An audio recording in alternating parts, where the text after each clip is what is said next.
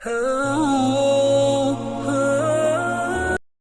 میرے دل سے ہر وہ محبت نکال دیں اللہ جی جو آنکھوں کو تو اچھی لگتی ہے مگر میرے دل کو بیمار کر رہی ہے۔ میں پناہ چاہتی ہوں آپ کی ہر اس جذبے سے جو بیکار ہے اور میری روح کے لیے بوجھ ہے۔ 3 باتیں آپ کو ذہن نشین کر لینی چاہیے جس کی ترجیح آپ نہیں ہیں، اسے ترجیح نہ دیں جس کے پاس آپ کا نعم البدل موجود ہے۔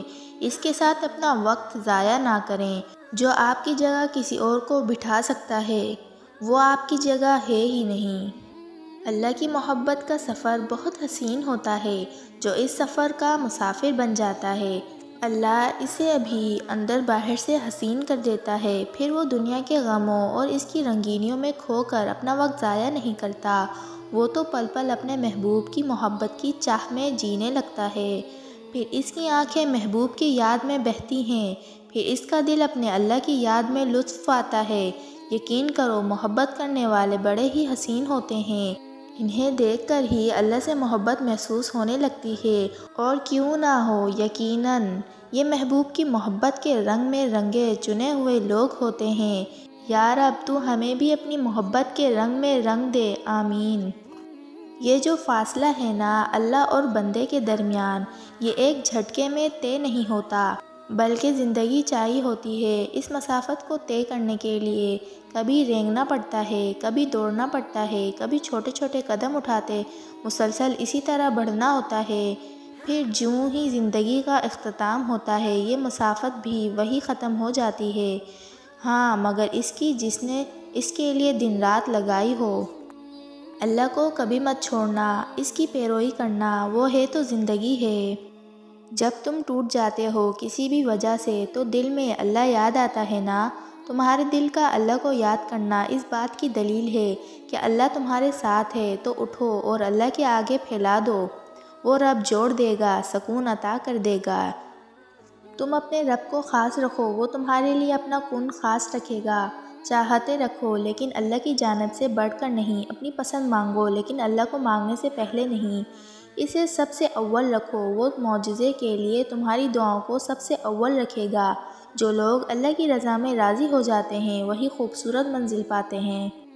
عورت کے لیے جائز نہیں ہے کہ وہ چیزوں کی قیمت کم کرنے کے لیے بیچنے والے سے مذاق کرے یا اس سے بہت سی باتیں کرے۔ حیا چیزوں کی قیمت سے زیادہ قیمتی ہے۔ آپ کا شمار کن خواتین میں سے ہے سوچئے گا ضرور۔ چیزیں بھی ادھر ہی رہ جانی ہے اور ہم نے بھی یہاں نہیں رہنا، صرف ہماری نیت اور اعمال دیکھے جائیں گے۔ 3 چیزیں انسان کو زندگی میں ایک بار ملتی ہے، والدین، حسن، جوانی۔ 3 چیزیں ہر ایک کی الگ الگ ہوتی ہیں، صورت، سیرت، قسمت۔ دنیا کا کامیاب ترین انسان ہے وہ جس کی فجر کبھی قضا نہ ہو، وہ جس کی کوئی صبح قرآن کی بنا نہ ہو، جس پر کوئی سورج اذکار پڑھے بغیر طلوع نہ ہو۔ بے شک ایسے ہی لوگ اللہ کے پسندیدہ ہوتے ہیں۔ جس نے اپنے رب کے حضور سجدہ کیا وہ فلاح پا گیا۔ تم کون سے حسن کی بات کرتے ہو صاحب، ہم نے پھولوں پر جھاڑو لگتا دیکھا ہے۔ اللہ کو پیار آتا ہوگا نا اس لڑکی پر جو سخت مشکل میں ہے لیکن نماز میں روتے ہوئے ماں کے کسی کام کے لیے پکارنے پہ فوراً سلام پھیرنے کے بعد بچوں کی طرح دونوں ہاتھوں کی پشت سے بھیگے گال صاف کرتی ہے اور خود کو کمپوز کرتے ہوئے بھیگی آواز کو نارمل کرنے کی کوشش میں لمبے سانس لیتی ہے اور جواب دیتی ہے، ہاں جی امی۔ بہن بھائیوں سے نارمل ملتی ہے۔ اللہ کو کیا سچ میں پیار آتا ہوگا اس لڑکی پہ جو سجدے میں بھی اپنے بہن بھائیوں کے قدموں کی آہٹ پا کے سسکیوں کا گلہ فقط اس کے لیے گھونٹ دیتی ہیں کیونکہ وہ اب رونا صرف خدا کے سامنے چاہتی ہیں۔ اللہ کو پیار آتا ہوگا نا ایسی لڑکی پہ۔ دعا کیا کرتی ہے، آنے والی مصیبت کو روکتی ہے اور جو مصیبت اتر چکی ہے اس کو ہلکا کرتی ہے۔ دعا مومن کا ہتھیار ہے، دین کا ستون ہے، آسمان اور زمین کا نور ہے۔ اللہ اپنے بندے کو کبھی ہارنے نہیں دیتا، بس ہم ہی ہیں جو اس رب پر بھروسہ نہیں کر پاتے۔ دعاؤں میں اتنی طاقت ہوتی ہے کہ وہ اللہ سے ہر بات منوا لیتی ہے، پھر مسئلہ نصیب کا ہو، قصہ ماضی، ادھوری کہانی ہو، چاہے ناممکن کام ہو ہی جاتا ہے۔ اگر آپ کو کوئی بجھا ہوا انسان ملے تو اس سے اس کی خوبیوں پر بات کرو، اس کے دل کی خوبصورتی پر گفتگو کرو، اس سے اتنی بات کرو کہ وہ لوٹ آئے، اور روشن ہو جائے۔ وہ دیتا ہے بے شمار بے حساب، آپ کے ناشکر پن کے باوجود بھی دیتا رہتا ہے۔ وہ کتنا نہیں ہے، احسان نہیں جتاتا، ہاں پر آزماتا ضرور ہے، اور اس کی بھیجی ہوئی آزمائشوں میں کھڑا اترنا آسان نہیں ہوتا، پر یقین مضبوط ہو تو مشکل بھی نہیں ہوتی۔ ہمت مت ہارو، دعا مانگتے رہو جب تک جواب نہیں مل جاتا۔ جب وہ تمہیں صبر کی انتہا کو لے آیا ہے تو یقین رکھو کہ آزمائش اب ختم ہونے والی ہے، اور پھر ہر چیز سے نواز دیا جائے گا۔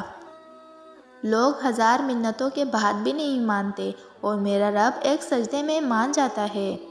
جب تم اللہ سے مانگا کرو تو جنت الفردوس مانگا کرو، کیونکہ وہ جنت کا سب سے افضل اور بلند درجہ ہے، اور اس کے اوپر رحمان کا عرش ہے، اور اسی سے جنت کی نہریں نکلتی ہیں۔